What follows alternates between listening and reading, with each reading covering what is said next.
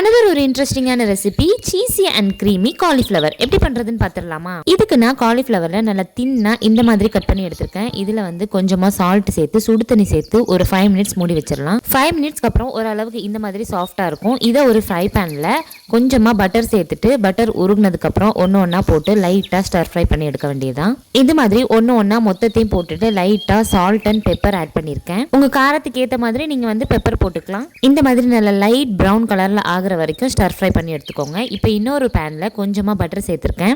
வெண்ணெய் உருகுனதும் ஒரு ஸ்பூன் போல் garlic powder add பண்ணியிருக்கேன். கார்லிக் பவுடர் இல்லைன்னா நீங்கள் ஃப்ரெஷ் கார்லிக்கே பொடி பொடியாக நறுக்கி சேர்த்துக்கோங்க. ஒரு 3 டீஸ்பூன் போல் மைதா மாவு ஆட் பண்ணியிருக்கேன். இதை நல்லா ஒரு மிக்ஸ் கொடுத்துட்டு 1 கப் போல் ஃபுல் க்ரீம் மில்க் வந்து நான் ஆட் பண்ணியிருக்கேன். நீங்கள் காய்ச்சி ஆற வச்சும் சேர்த்துக்கலாம், இல்லை ஃப்ரெஷ்ஷாகவும் சேர்த்துக்கலாம், ஒன்றும் இல்லை.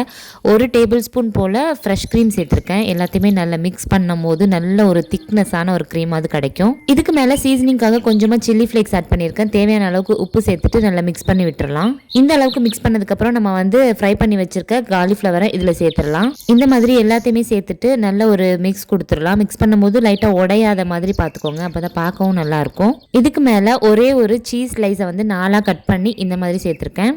லைட்டாக ஆரிகானோ அண்ட் தைம் வந்து ஸ்ப்ரிங்கிள் பண்ணிவிட்டு ஒரு 2 மினிட்ஸ்க்கு இதை மூடி வச்சிடலாம். சீஸ் வந்து லைட்டாக மெல்ட் ஆகிற வரைக்கும் இதை மூடி வச்சா போதும். ஸோ அவ்வளோதான், நல்லா ஹாட் அண்ட் சீஸி அண்ட் க்ரீமியான காலிஃப்ளவர் ரெடி ஆயிடுச்சு. கண்டிப்பாக எல்லாரும் ட்ரை பண்ணி பாருங்கள். வீடியோ பிடிச்சிருந்தா எம்மி ஃபுட்டிக்கு சப்ஸ்கிரைப் பண்ணிக்கோங்க. தேங்க்ஸ் ஃபார் வாட்சிங்.